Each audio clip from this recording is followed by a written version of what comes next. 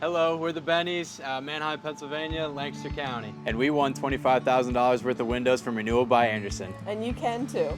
We got married in Manheim about a year ago. Linda actually called me when I was at work and she was like, Mr. Bene, and I'm like, yeah, and she's like, you just won $25,000. Just kind of luck that everything fell into place so quickly after we had purchased our home. Pros of the old windows, they were here when we bought it. Yeah, they came with the house, no installation, no nothing. Some of them were painted shut and we couldn't even get them open because of all the years of paint. Yeah. Pretty sure they're the original windows from the 1940s as well, so. Even after you would clean them, they just look dirty. The materials, while being made of wood, were good.